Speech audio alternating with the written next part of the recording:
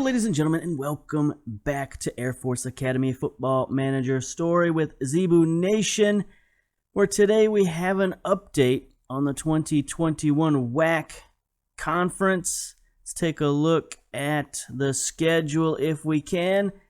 It has not gone well. Here is our schedule right here, starting with Grand Canyon, 2-0 loss. It's not so good. We've not played particularly well this season. We've been up and down.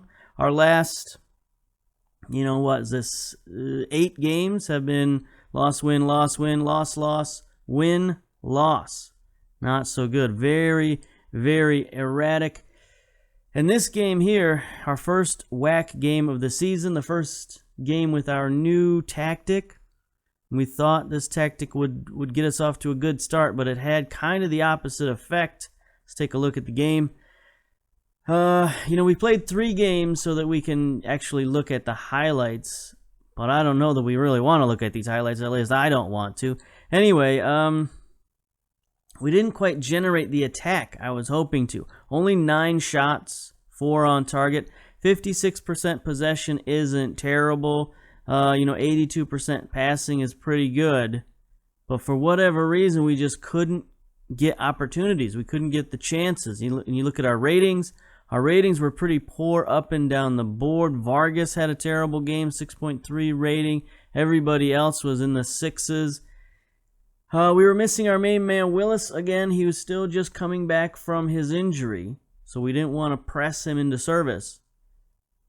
But that's no excuse. You can't let one man dictate your entire team, whether you win or lose. But it's kind of looking that way. It's kind of looking like when Willis isn't in there, I don't know what this team has to offer. Let's take a look at the goals. We went down early, and then we were just not able to come back, not able to generate the attack. So here's Grand Canyon in the purples. Dean to Smith, and then a great give and go. Beats our freshman left back, Norris.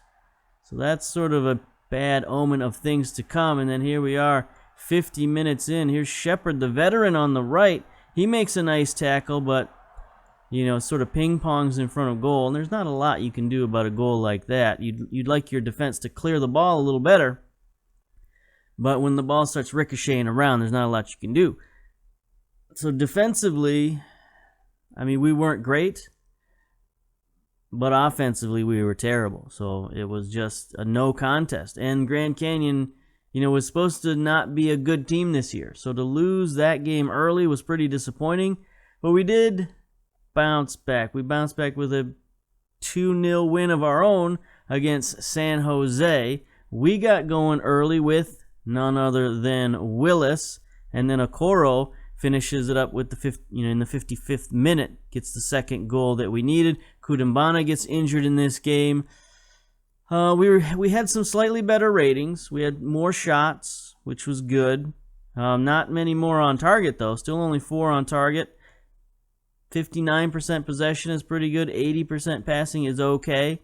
100% of our tackles won. So it seemed like this was an okay game.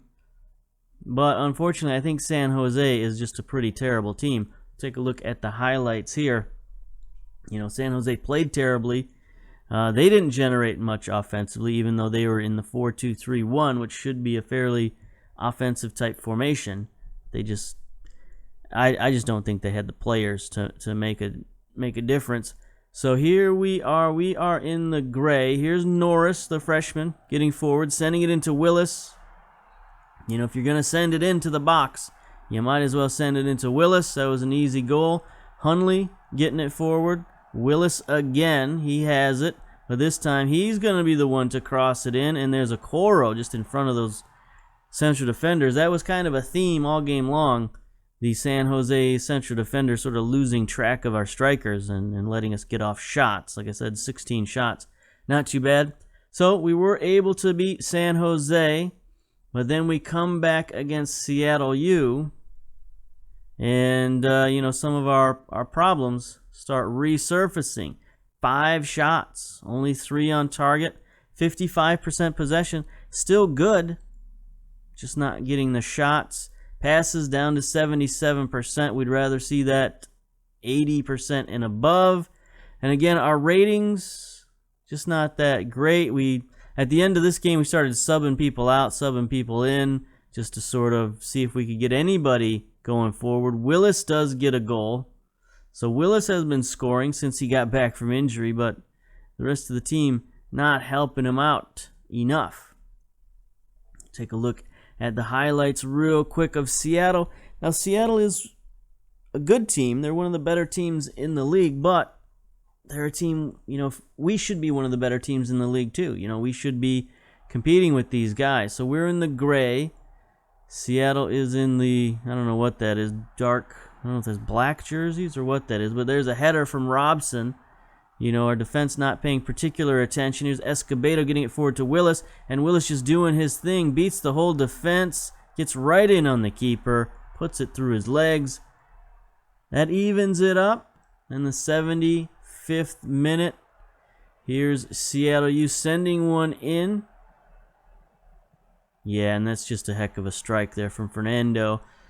Again, there's not a lot you can do about that except be better offensively, score more goals. So, we couldn't come back from it. Just after we get down, we can't come back. That seems to be our problem. Teams have us figured out or something.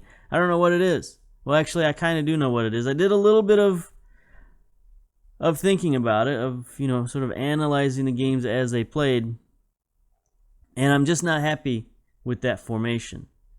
So we are going to be going back to the 4-4-2. And I think the problem was that our midfielders and our fullbacks just aren't fast enough to cover all that empty ground at the wings. We're also going to put back some of our veterans. We're going to put Milanakis back in the game. We're going to leave Shepard. Well, actually, Shepard never left the game because our guy, our youngster, our freshman, he was a sophomore, Rock. Let me see if I can find the email. There was something unexpected that happened. Let me see if I can find it. No, is it in transfers? Because he did transfer. Let me see. Transfer history. Yeah, Andy Rock. He transferred to Denver University right before the first game of the WAC 9-9. So I don't know. He's fed up with the Air Force Academy. Maybe he didn't like the amount of playing time he was getting. We were just about to start him. We were just about sort of to commit to saying, hey, look, we'll play you more in the WAC, and then next season you'll be our number one guy at right fullback. But he couldn't wait that long, and he has transferred to Denver. So we really had no choice but to play Shepard at right back. So the problem, like I said, the problem was, let's get back to that. I got distracted by that little tidbit. The problem was that our fullbacks and our midfielders were just not fast enough to cover all that ground, and our wingers were some of our fastest guys on the team. Garza, a lot of speed and acceleration and agility, and even Day, the freshman's pretty fast, got good acceleration. And those two guys, they produced pretty well in the spring season. So we weren't taking them out because of poor performance. We were just taking them out to sort of kickstart the team and see if playing a different way would help the team out. But it did not, unfortunately. So we're going to go with what we know. We're going to go back to the 4-4-2. Now, maybe only giving them 3 games is not enough. We should give them more games. But in a 10-game season, you can't really afford to experiment for half the season. It's just not going to work. And that has placed us in a tricky situation in the standings. Here we are, Western Athletic Conference, sitting in 7th place, 3 points on the season. This is kind of an important game. Like I said, only 10 games in the season. We can't go down double digits in wins to some of these teams and expect to come back. We have to finish at least top 7 so that we make the playoffs. Right? Is it 7 or 8? Top 8? We have to make top 8 to make the playoffs. So we got to at least focus on that. And today's a big game versus none other than Houston Baptist. Look at that, big game. 5th versus 7th. You know, if we win this game, we tie with Houston Baptist. We get 6 points on the season, and we're right there in the mix. If we lose and we sit there on 3 points, we're going to be down in the bottom half of the league, and we can't have that. So let's get on to the match preview. Houston Baptist wearing their special checkerboard unis for this one. You know, they were supposed to win the conference, so they're a little worried right now too. You know, they really, if they want to win the conference, if they want to live up to those expectations, they're really going to have to get in gear and catch up with some of these other teams, and it starts for them today. But we are at home at newly renovated AFA Soccer Stadium. Capacity upgraded to 1,500. So originally we thought they were only going to upgrade it to like 1,250, but I guess they changed their mind and said, well, let's just go all the way and go up to 1,500. So I don't know when they made that decision, but good for them making that decision. I wish we could get a picture in there. I don't know how to add pictures to the stadiums. I've looked and I've tried. I know you can do it. I just don't know where in the file structure to add it. But anyway, Houston Baptist, we are favorites at home, 6-4. Both teams in inconsistent form. They've got 3 wins and 2 losses. We've got 2 wins and 3 losses. But the big number here is Houston Baptist has beaten us both years that we've played them. So they are 2-0 against Air Force in the last 2 seasons. We got to turn that around. We got to change that. James Perez, I think he was the coach last season. Yeah, started in 2019. So he's still there. He's still a pretty decent coach for this level. No problems. Gusty and 57. It's a fine day. You know, breeze might be a bit of a problem. But it shouldn't be too bad. Anyway, speaking of problems, we do have one problem, which is Vargas in the midfield is suspended. That's another reason to sort of move away from the 3 midfielders that we were playing. Just because one of our best guys is suspended. He got a lot of yellow cards trying to play out on the wing and do all that tackling that we were expecting him to do. So that's another sort of thing is when you're not fast enough and you're out there trying to make tackles and play defense, sometimes you overstretch yourself and you get yellow cards. So, like I said, we are going back to the 4-4-2. We got no problems really other than that. Our guy, we do have Kudimbana is also injured. So that's, you know, that would be a problem normally to have one of your starting central defenders injured, but we've got so many guys who can play that position, that left center back position, that we don't really have a problem. Henriquez is going to step in there, and we're not going to see much of a drop-off. Even though Kudimbana was playing well, there's still not much of a drop-off talent-wise. So, we do have Lopez in goal. Milanakis on the left-hand side. He's got 1 assist in 8 starts. Shepard on the right, no assist in 12 starts. So these guys have not produced. Even though they're veterans, we're starting to see that. A lot of these guys aren't producing like they were last year. However, Billy Davis is not having that problem. 5 goals and an assist. He's playing at an All-American level defensively. Enriquez playing pretty well. 6 starts, 6.89 rating. Day on the left, we looked at him earlier. He's got 3 goals, 2 assists. Garza on the right, 2 assists. Hunley, 2 assists. We're going to start Morris at that sort of ball winner, box-to-box kind of position, but we might see Escobedo in there as well. He has not played well. Morris, 6.55 rating. His freshman season is not going particularly well. Okoro up top, most assists with 5, added to that 6 goals, 7.14 rating. So he's playing well. It's not that he's a terrible player and we replaced, Ebom with a bad player. It's just he's not an All-American like Elbom was. And then Willis, 9 goals, 2 assists. He's still playing well, but again, he's not having the tremendous season he had last year. As for Houston Baptist, they're going all out. They're going 4-3-3. They need this game as badly as we do, so it should be a barn burner. They've got Magny in goal, 16 appearances, 16 concessions. Oh, by the way, we didn't look at Lopez. Lopez is the team captain, by the way. I don't know if I mentioned that before. But yeah, he's got 17 appearances, 17 concessions. So both guys, goal-a-game guys. We shall see who breaks that today. Birch, 4 assists on the left. Flores, 2 assists on the right. Parkinson, 2 goals, 2 assists, playing very well. And then 2 assists from Rinson. Alfaro, not playing particularly well in the midfield. Kone, remember this guy from last season? He's got most assists on the team. He is playing very well. Sandoval, 3 goals, 3 assists, also playing very well. Up top, Hugh, 2 goals, 2 assists. Biliou on the right, we know all about this guy. They picked him to be the leading goal scorer in the league, and he is doing just that. 17 goals in 17 appearances. He's crushing it. And then Uribe up top, 8 goals. So, got a lot of production up here for Houston Baptist. But possibly their defense is what's leaky, considering they've only got one win on the season as well. All right, so here we go, pep talk. Let's go. Let's be passionate. I want you to avenge what happened. There we go. All right, we got some motivation.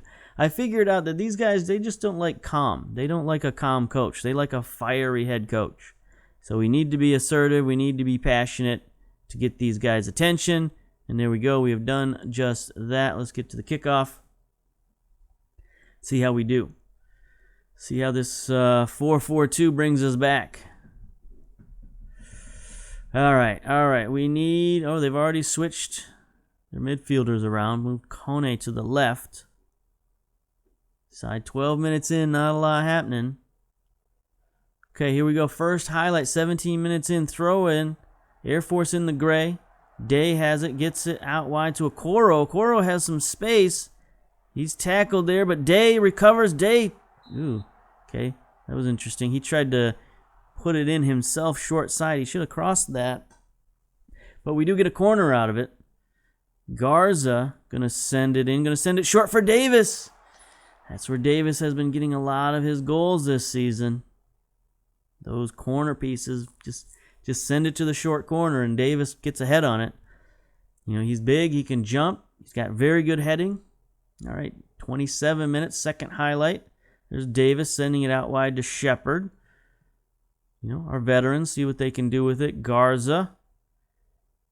He can't really get by his man too much. He's more of a straight-ahead speedster. There's Morris, the youngster, more comfortable in the middle of the park. Can he make a play? He takes the shot.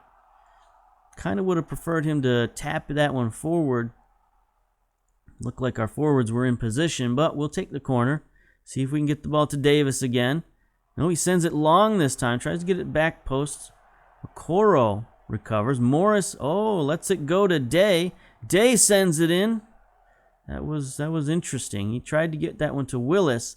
Now here's Houston Baptist on the counterattack. Uribe takes it downfield. Big tackle from Shepard. Shepard's got an injury, though. I think he's going to have to come out. Okay, so with Rock out of the picture, we've had to move Hunter to our reserve right back. He's more natural as a left back. But he can play right back just fine. He's strong on his right foot. So he can play out there good enough. We need to start training him up more as a right back. I think his training is still at left back. So I got to remember to do that after this game. Here we go. Another corner. Okoro this time sends it in. Enriquez gets ahead on it. Okay, Houston Baptist has gone more attacking. They haven't generated much in the way of attack. They've got 6 shots, 2 on target. Here we go, another free kick. Garza sends it in. Headed out. Uribe starts the counterattack for Houston Baptist. Nope, Milanakis, good play to get it forward. I don't like Enriquez handling the ball there. Please stop giving it back to him. Thank you. Hunley, okay. Day, the freshman. See what we can do, boys. Let's get going here. Can Day get around his man? He cannot. But he recovers and just sends it into the goalkeeper. I guess he was kind of pinned there on the sideline. And better safe than sorry. But the highlight continues. Do we have a mega highlight? Mega highlight alert. Magny sends it downfield. Turnover to Garza. Garza's got the speed in the open field to make something happen. He's going. He gets it to Willis. There it is. The counterattack strikes quickly. You know, in Houston Baptist running that 4-4-3, they didn't really have anybody back. If you get by their first defense, that's it. Garza, like I said, he's got the speed on the outside. That's something we did not have in that narrow formation. Willis gets the first goal of the game, 10th goal of the season. Assist by Garza, we'll take that. 2 minutes, there we go. First half ends pretty well. Shepard being injured is not good, but it will give some of our young fullbacks a chance to play, so I guess there's some positive to take out of that. But there we go. Look at that, 14 shots in the first half. That's more than we were getting all game in a lot of our other games. So 8 shots on target is very good. 55% possession is sort of mediocre, but we shall take it. Do we have any analysis from our assistant coach? Okay, set pieces. So they've been working on set pieces in practice. So they want us to play for set pieces. Something we haven't really been doing lately, but I guess if we watch the highlights, if we pay attention to the highlights, we did get quite a few set pieces. So we can lean into that a little bit and see what we can do. All right, dressing room. Pep talk. Again, let's be passionate. I'm pleased. There we go. Look at that. They respond. They respond to the energy and the enthusiasm. They're not all about having like this calm, emotionless, robotic head coach. Let's get in there, boys. Let's finish this one out. We need this victory. It'll be a big win versus Houston Baptist. We haven't beat them yet. It'll be a big win for the standings. And it might get our season going in the right direction here. All right, here we go. Throw in. Enriquez. Why is he throwing the ball in? I don't like that. Okoro loses it. All right, Milanakis. Come on, boys. Oof. Terrible turnover. Uribe in open field. It's 2-on-1. Biliou, we do not like this at all. How did we end up 2-on-1? We ended up that way because our central defender was throwing the ball in, which he should not ever do. Throw-ins. Right? No. How do we do this? Set piece takers. Ah, boy, that's terrible when you have that kind of... I don't know why these aren't set. How did these get reset? I don't know why. So look at that. Enriquez is number 1.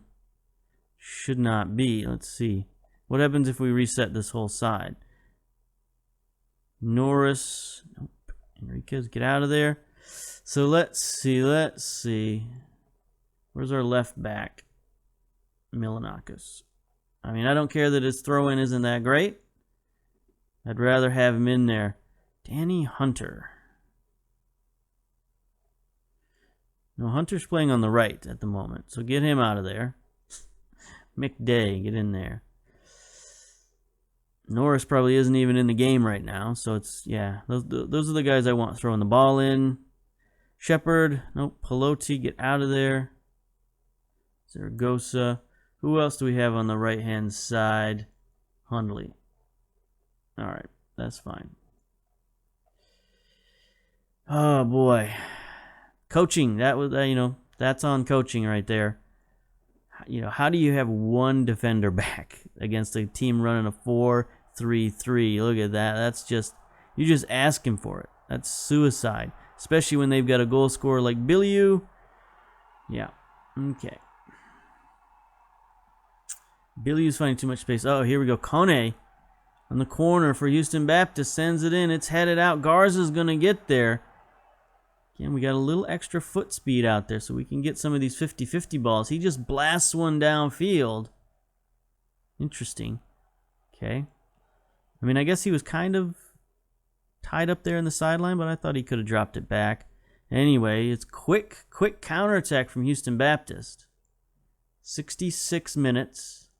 Davis has been booked. Okay, we'll ease off tackles. Kone, that's a turnover. Garza gets it ahead to Willis.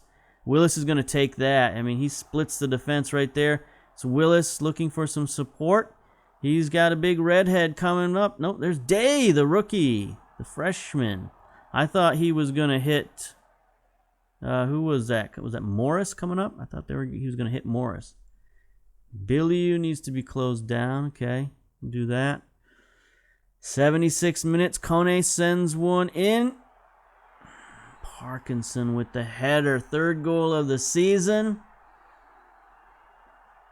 We were hitting them big on set pieces in the first half, and now they hit us big. Look at that. We dropped all the way down to 9th place. Kone sends it in. Parkinson, just a good header. Not much we can do about that. We know our keeper's not terrific on aerials. At least I don't think he is. Lopez? No, he is terrific on aerials. What am I talking? I'm thinking of our freshman reserve player. But anyway, we're going to take off play for set pieces because that has not worked in the second half. Let's continue. All right. Lopez sends one downfield. Day kind of wins that header, but kind of loses it to Uribe. 76 minutes. Houston Baptist. Nope.